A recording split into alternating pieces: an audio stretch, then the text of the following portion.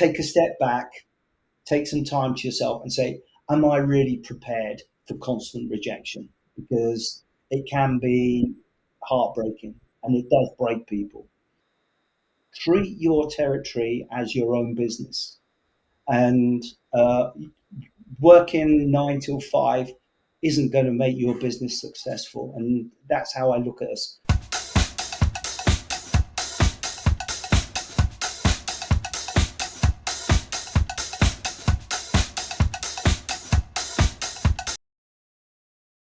Right, good evening, Paul. Welcome to the show. If I can ask you to start by introducing yourself, please, and talking about your current role. Yeah, hi Paul, good to see you again.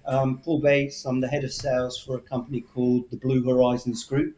Um, Blue Horizons Group is a fairly young company. We've been in existence for the last 6 years, and we provide services. We have a number of offerings that approach the sales performance management marketplace, particularly focusing on incentive compensation management. So, if an organization is doing their calculations for commissions and bonuses, typically they've been doing it historically on spreadsheets, a very manual process. And what we do is provide an end-to-end service that goes in an advisory capacity to make an assessment of what the how the customer is doing things, how they could improve things.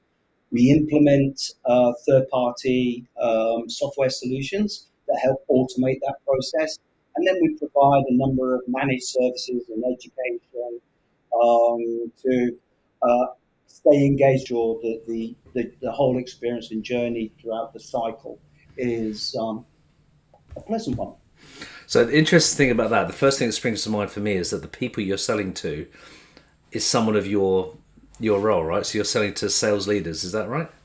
I, Typically, the first is to the advantage of the sales leader for sure, Yeah, but yeah. typically our first contact would be somebody in sales compensation. Uh, who would normally report into either finance or human resources. Okay. Um, do we touch sales and sales leaders? Absolutely, because we need to Okay. understand how the effectiveness of the commission plans are. Are they driving the right behavior that the company wants? I was talking to a prospect the other day, and he was saying, we've got these spiffs. And he said, they don't make any difference. They haven't increased sales or anything like that. And Paul, you and I have been kicking around long enough to know that, yeah, we've got this bit, but there's really, I'd have sold that anyway. Um, but most of our selling is done to the people in the compensation management team, Okay. or a title that I've learned since been in this industry is total rewards. It is another team. That's a new one for me, Paul. I've not heard that. Yeah, You must see some scary incentive plans because what I love about what you said earlier is that incentives drive behaviour, and they absolutely do. But you must see some right horror stories. yeah. I can't, confidentiality reasons, I can't go into Yeah, of course. Yeah, I get that. But I have heard during certainly the assessment phase feedback from sales leaders and sales. One particular comes to mind is our sales commission plan is like a Ponzi scheme. It really isn't driving the right behaviour at all, and I'm not sure ever how much commission I'm going to earn, or I can't work that down, which brings another aspect to this, not having an automated process in place. That as salespeople, Paul, you'll remember when we were still wet behind the ears and trying to work out, well, if I close that deal, I'll earn this. But we used to do it, in my day anyway, on a piece of paper, and then as spreadsheets became the norm, we'd actually work it out and calculate it on the spreadsheet. What we're trying to do is help organisations move away from what we call shadow accounting and get the sales guy to concentrate more on selling their product or their services rather than worrying about how much commission they should be earning or not. Okay. So before I go into your background, because you've got a pretty extensive technology sales background, and I say extensive with the most respect because we're both of similar age. But in terms of the organisation when you started, and obviously you're leading the sales, what did that team look like, and what does it look like now? That's a great question. So, if I can peel it back a little bit further than that, the Blue Horizons Group has three managing partners, a private company, and there's about 100 people in the company. Okay, Majority of those people are service delivery individuals, experts in providing services to our customer base. One of the partners is a gentleman by the name of Brad Burnham. Brad's been in this industry for 20 plus years, and I've worked with Brad. Brad actually sold an incentive compensation management solution to me and my team at a company called HID, and we hit it off. It was a really, really good relationship, and I um, uh, moved then. Brad was working at a company called Verisant, who provided a solution in this field. Brad said, "Come work at Verisant. Come work." So I went to work at Verisant and actually started up a new team there around revenue intelligence. That's kind of another story. But with the changes in the economy last year, um, they closed. Verisant closed my team down, and everything from top to bottom. And I was made redundant. Got a nice little handshake and thank you very much. There I was. You know me, Paul. It was in the about this time last year, and I thought, great, I'm going to take 3 months off and play a bit of golf and do some of the stuff that perhaps I haven't been doing over the last 10 plus years. yeah, And then Brad then moved on to Blue Horizons Group as the CEO, and he said, "Hey, I heard you've been laid off. You're going to come work for me again." yeah, So, okay, so to answer your question, I inherited a team of two salespeople and two business development reps. okay, We came to them 99% of the time, predominantly for the North American market, so the US and Canada. Having said that, we have got clients, global clients. I've now built that team up that after some, let's say, reorganization, I've now got to three BDRs, and they look after specific territories.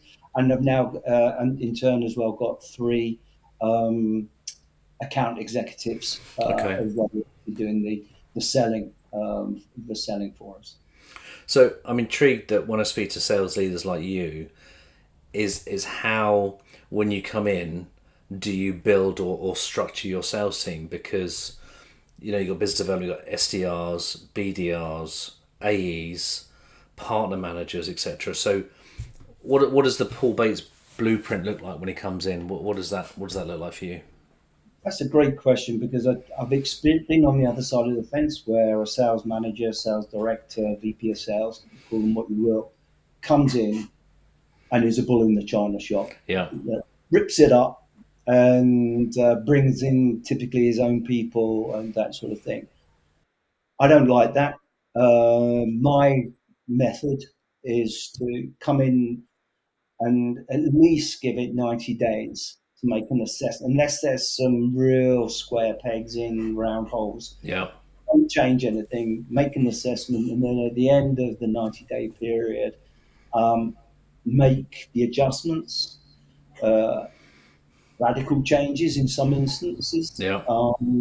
and then plan for the next 90 days so that, as I say, I don't believe in being the bull in the china shop. I'm very much of let's take a true reflection of what I've got at the moment and then make the recommendations to the business what we should and shouldn't be doing.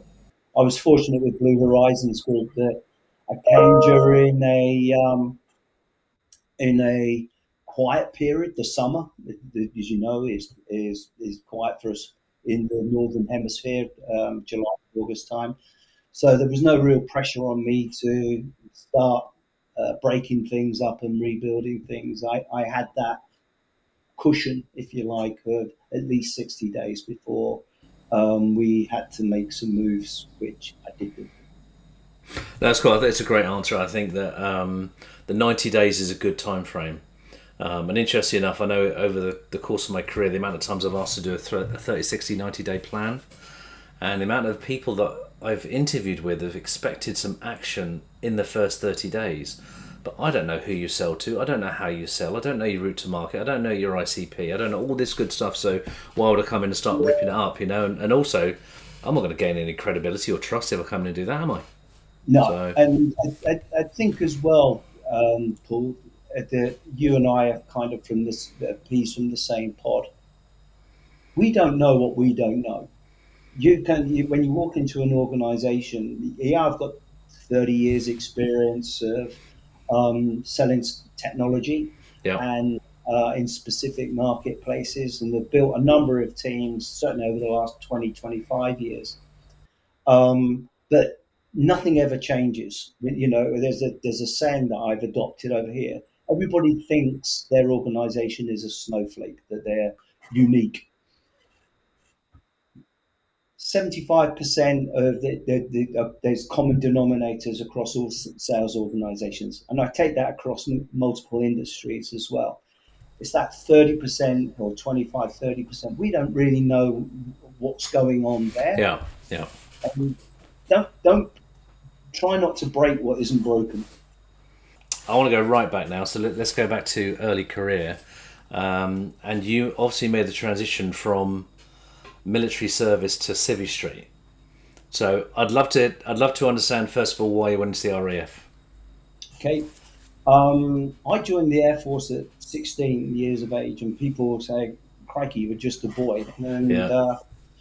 I was one of those that didn't really enjoy academic stuff and didn't enjoy school so much. And I saw the military as an opportunity to get paid to learn, which um, if you like, when we move into sales, people say to me, "Why are you in sales?" Well, one of the main reasons is because it increases my earning potential. And I can't help it. Money is a motivator. But I mainly joined the military to get a career and to get qualifications.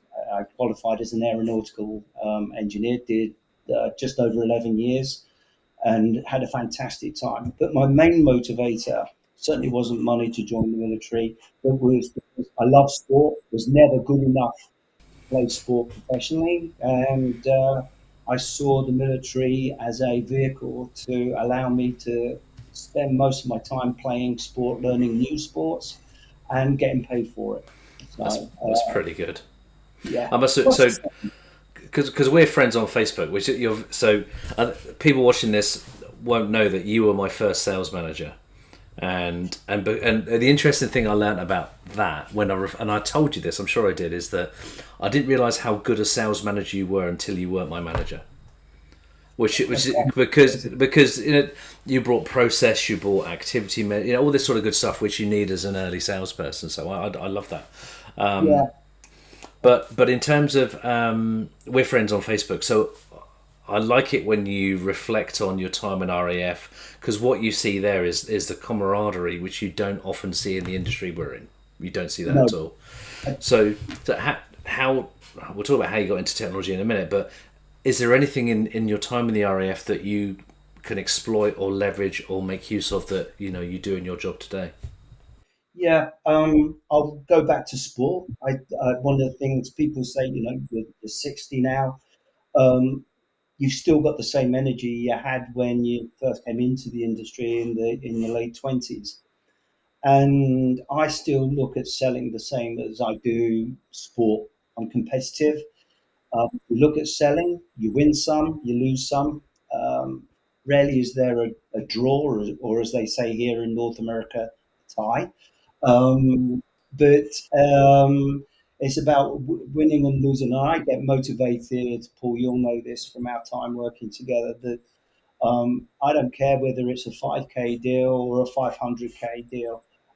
I get as exuberant about the win, disappointed about the loss, regardless of the value. So that's what um, I would say was one of the key things that I brought out of my military career. Okay, You so also said the other thing, sorry, is that carry on. is the process that the military gives you, and the time management, and the boundaries, and the discipline. Yeah. Treat My advice to any BDR, for instance, who's it's the first step on the sales career, is treat your territory as your own business, and uh, working 9 till 5 isn't going to make your business successful. And that's how I look at a sales territory. So to round up, what one of the attributes, if you like, I brought from the military career, I'd like to think, is this discipline around time management. You've seen it, not you, but you've seen it with your colleagues on sales teams that I've managed. That I would get probably grumpy if people didn't do what they said they were going to do when they were going to do it. So Yeah, that's one of the things I say to my guys is that if you say you're gonna do something, just make sure you do it. It's really yeah, important that you do.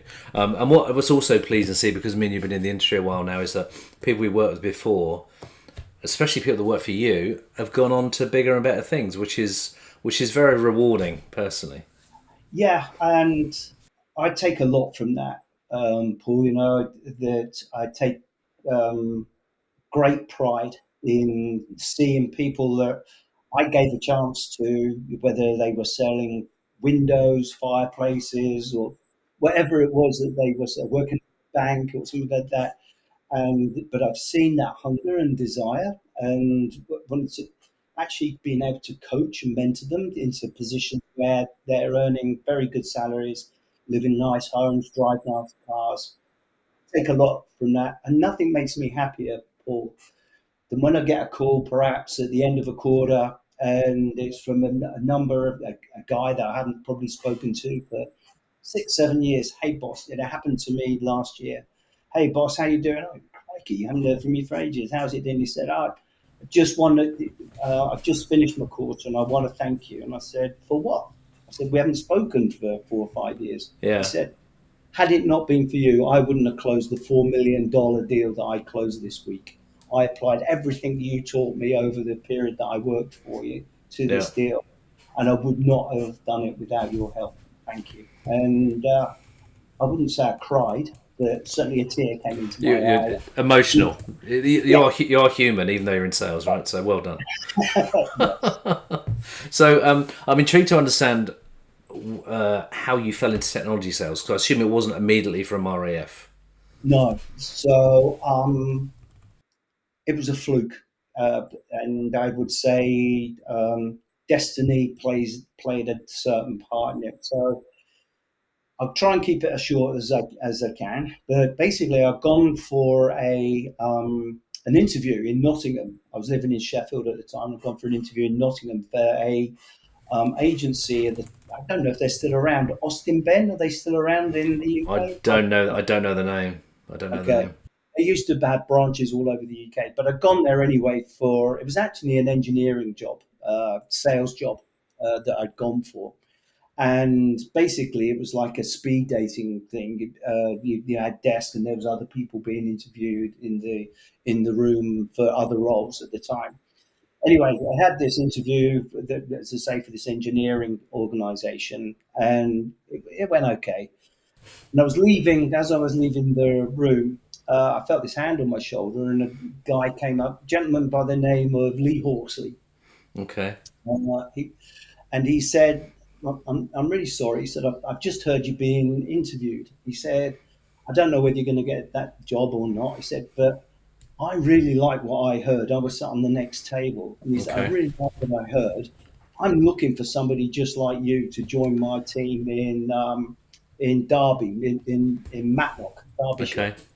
And he said to me, what do you know about computers? Now, this was in 1990, late 1990. And I said, okay, I played on an Amstrad and with the things that was my, and Yeah. Yeah. Casio calculator. That's all I knew about it. And he said, well, I can teach you that. He said, but listening to you, I've just got a gut feel. Will you come and interview for me? And the rest is history. I ended up getting an inside sales job, selling to channel partners. They were a distributor selling SEO Unix. and the associated stuff with that. And that's how I got into technology sales and haven't looked back since. Wow.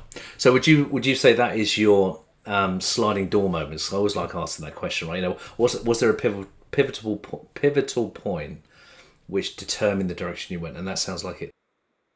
100%. I would not be where I am now without that opportunity. And it wasn't just the role, Paul. I was very fortunate that I had two people who um, coached me and mentored me in a way that I liked being coached and mentored.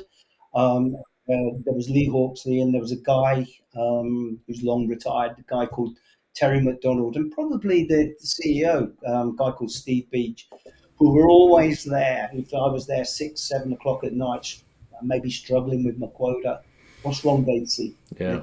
Let's talk it through. Take your jacket off. In those days, we had to wear suits in the office. Yeah. Yeah. Yeah. Okay. Get up, fire up the whiteboard, and I think I was very fortunate to have those people in my life at such an early stage of my career to um, uh, make me use the skills, the personal skills that I already had that Yeah. I probably didn't know I had.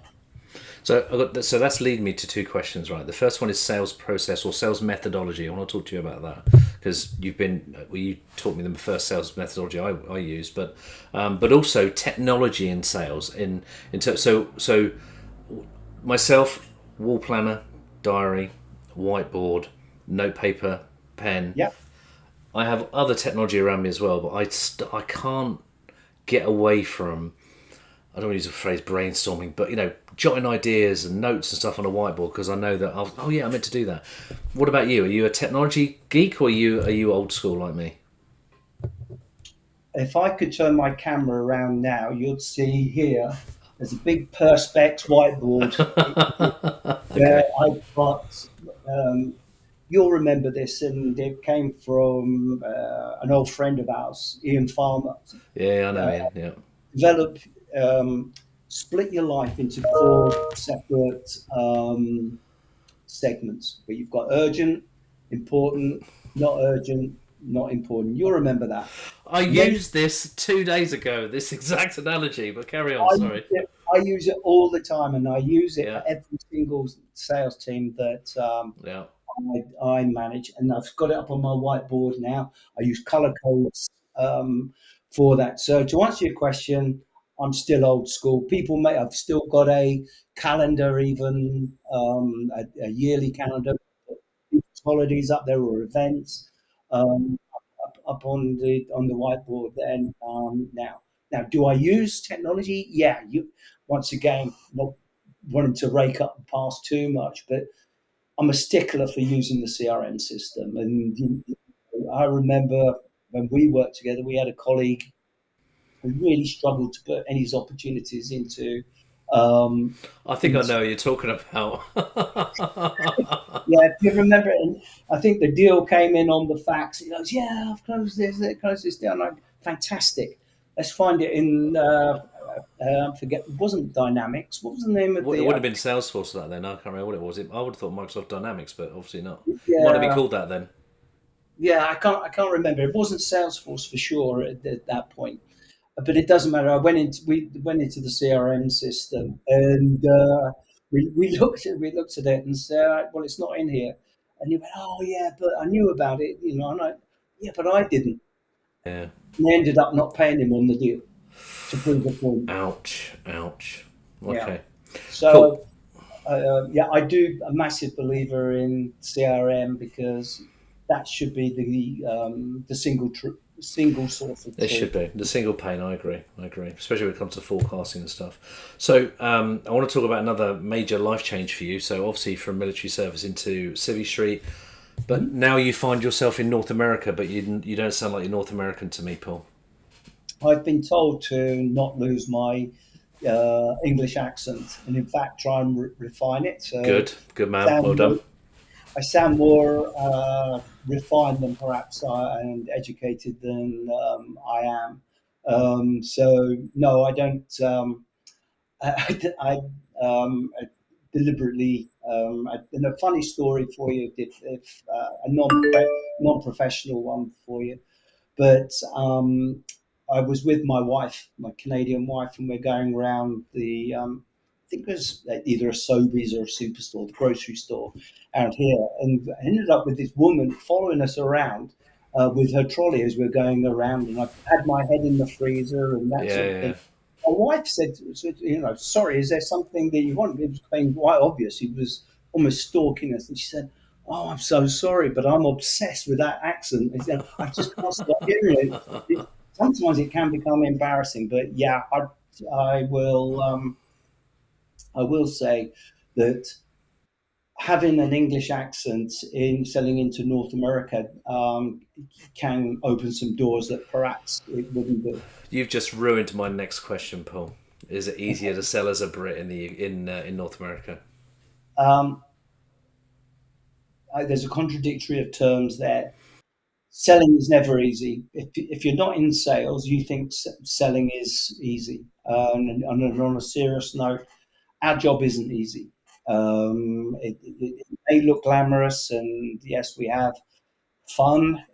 You've got to have fun to keep going. And if it isn't fun, then perhaps it's time for a new job. We've discussed that over a beer over the years.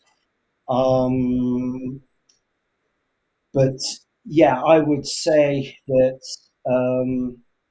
the English accent has certainly helped over the years, and certainly a source of breaking down the walls, if you like, talking about where we come from, particularly if you've got another Brit who's in procurement, perhaps, who's also North America, and you start discussing what football team you support, and discuss the complexities of Test cricket and that sort of thing. You keep bloody beating me to my next question, which is how have you managed to educate the Americans and Canadians on the delights of cricket and football? Um, I'm trying to get them to drop the name soccer and use football, but Good luck with that. Good I luck. think I'm flogging a dead horse. You That are, yeah. um, cricket, I've given up on as well. I think that's particularly Test cricket. They do not understand how can you play for 5 days and then it ends in a draw. Yeah, So yeah, I've given up on that. One sport I have done a particularly good job on, particularly to my wife, is actually got her to get interested into rugby union and the complexities, if you like, of rugby union and the rules around that. And yeah, she's pretty into rugby. On the other hand, hopefully I'm not going to spoil the next question, but in terms of North American sports, I found it because of television coverage. I have found it almost impossible to get into American sports. Oh, American really? That's interesting. American football in Canada, ice hockey. I Yeah, really like ice hockey, but a game that take 90 40 60 minutes of playtime and it ends up lasting 3 hours because of TV yeah, advertisements, the changes of in each period. So a lot of my Canadian friends and family don't understand why I don't like ice hockey.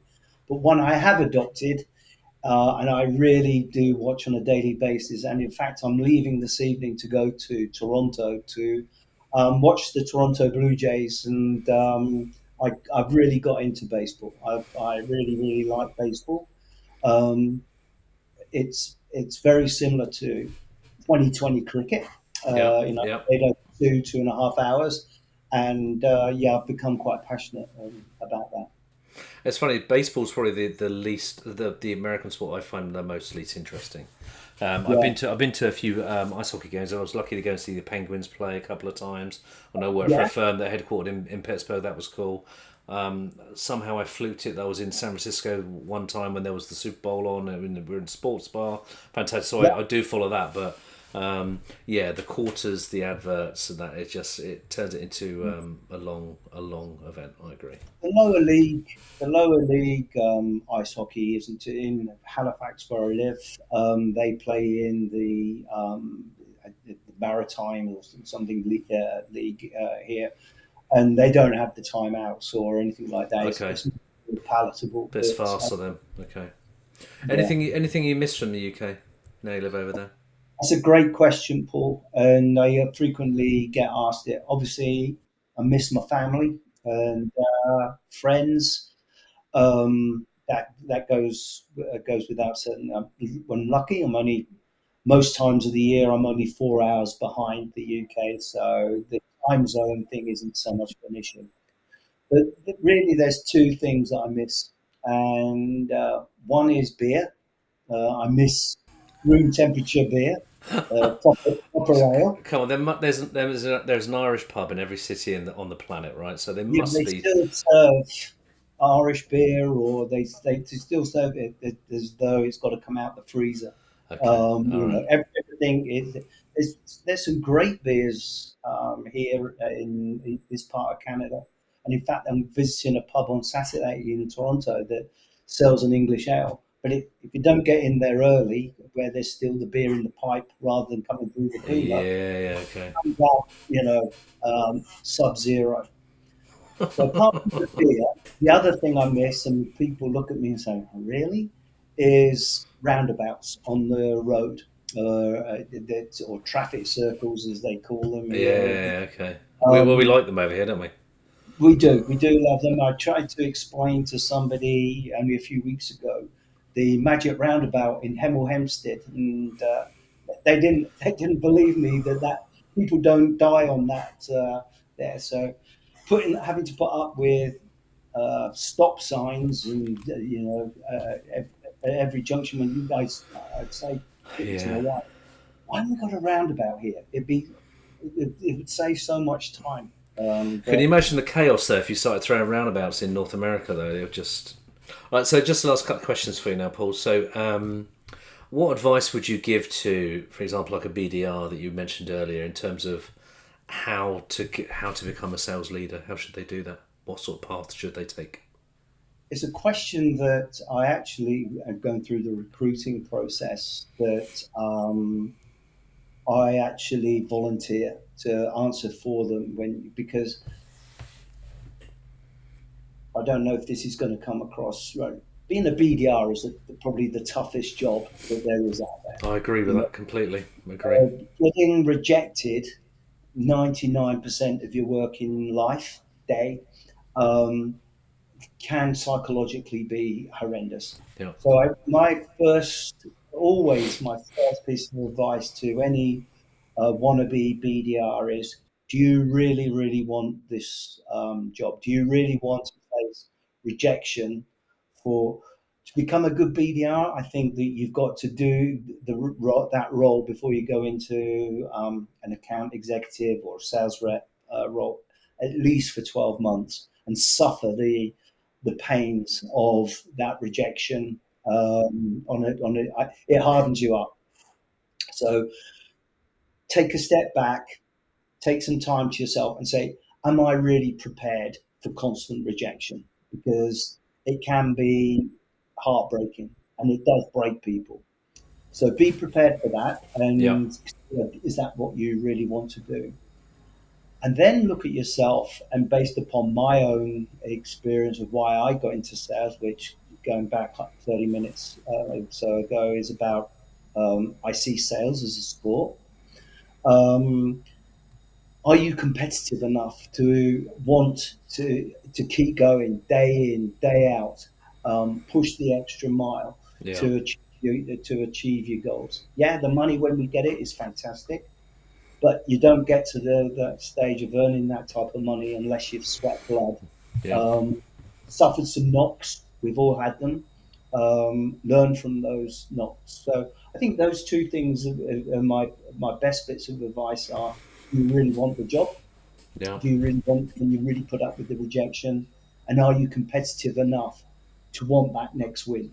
It becomes like a drug. I think that's a really good point.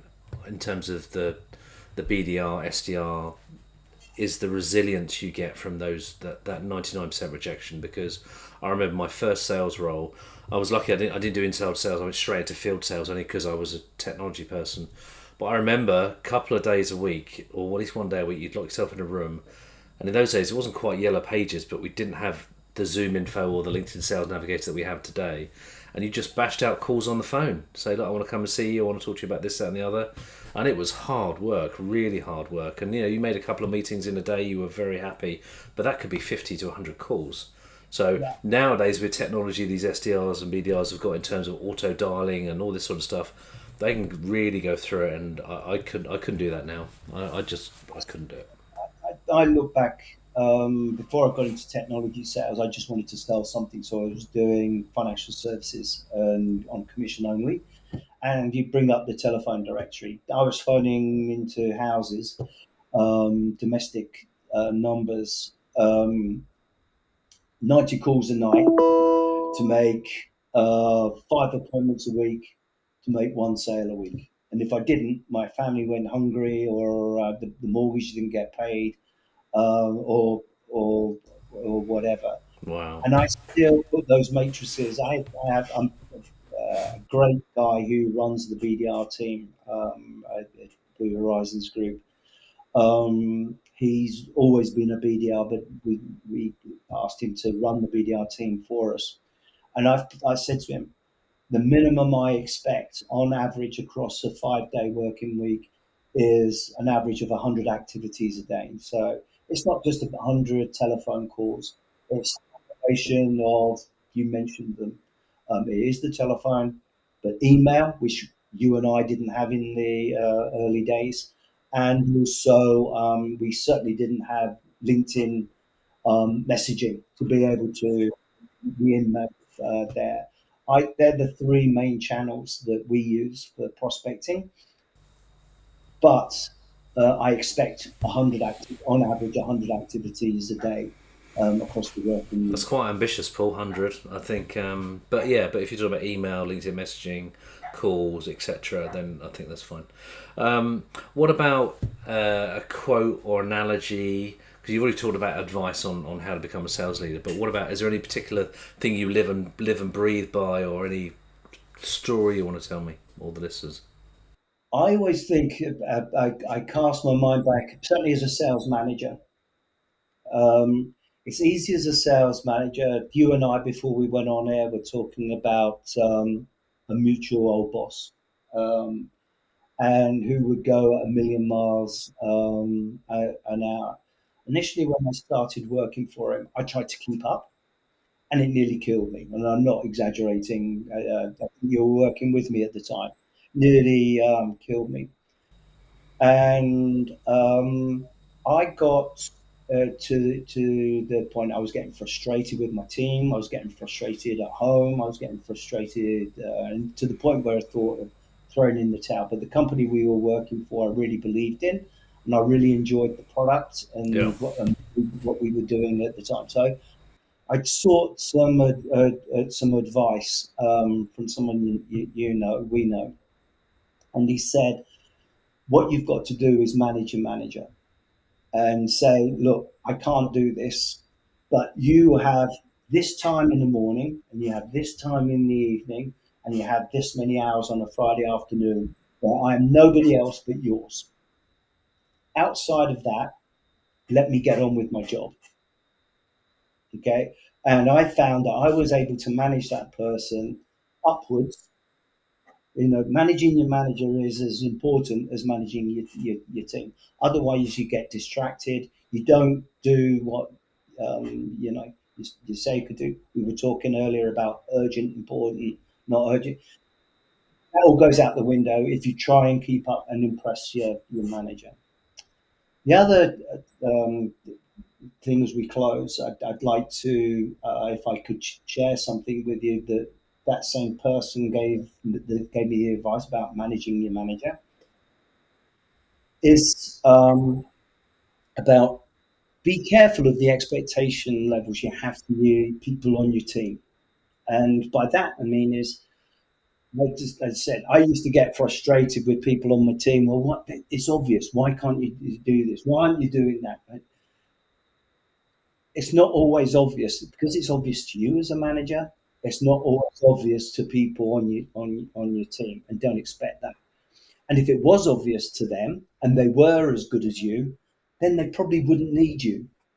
So be there, be patient, and when you are managing your team, bite your lip, take a step back, and think, okay, is this person being stupid? Are they deliberately trying to wind me up? Or is it really they honestly don't know and I've got to give them some coaching, mentoring, and guidance? So I think those two things are really things that I'd like to share, Paul, and with your audiences that I've learned and I still apply, amongst other things, on a daily basis. Paul, really enjoyed the conversation. Thank you very much for coming on the show. Really appreciate it. Thank you. It's great, Paul, and it's great to see you again. And not leave it so long next time.